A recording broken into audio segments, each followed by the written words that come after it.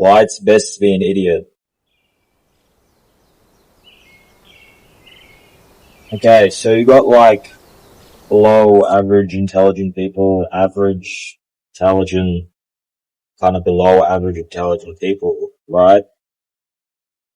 Starting with below average intelligent people, you could also think of it like thinking emotionally rather than logically or something.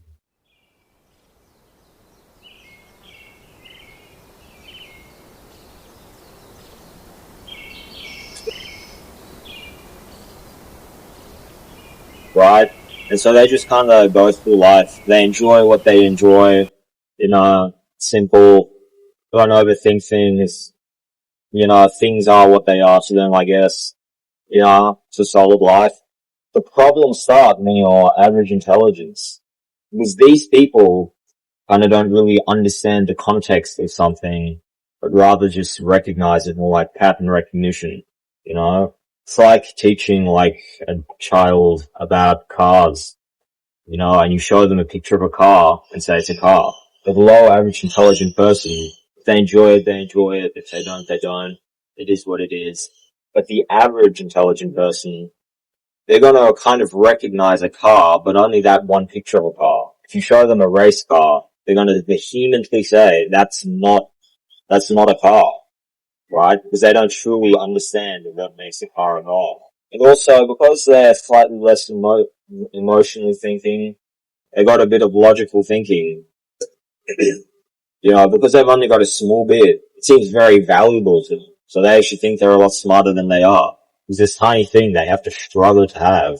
It seems really important. I like, I guess must be really smart. So it seems valuable. Right? And these are the people that are always just complaining about stuff, yapping on about politics, religion. These are the people that are always complaining about the younger generation. They're always going off about something or other. It's easier to divide these people to two camps. So they're always attacking each other about something. Ooh.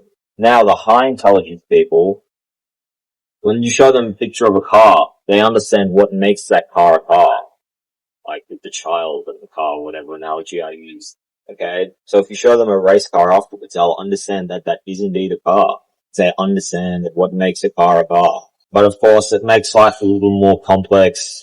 I mean, always thinking about things, So I wouldn't say it's as good as being an idiot, because it's just simpler life.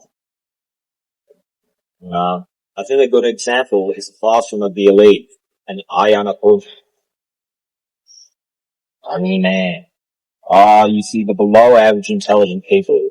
If they enjoy it, they enjoy it. If they don't, they don't. But the average intelligence people, they're just going off about how he's actually meant to, become someone who has feelings about everything and is emotional and whatever, even though that hasn't happened in 3 seasons. It's like, no, it's gonna happen. It's gonna be emotional, right? Because they understand emotional depth, kind of like the pattern of Dexter.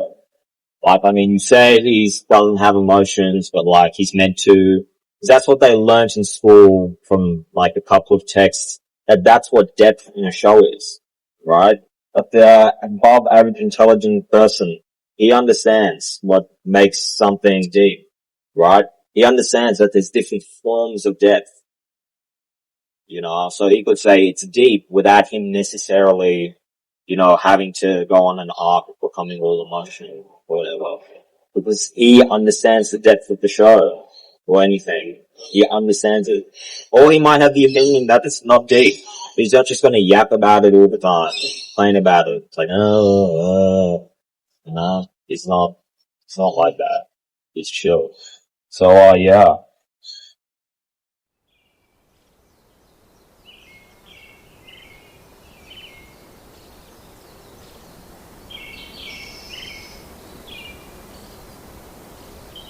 Also guys, my previous videos don't have a particularly good like to dislike ratio. It's actually pretty poor. I think my last video got like a 40% like ratio to dislike, which is fine. I mean, you guys can have your opinions, but like, no one leaves any comments.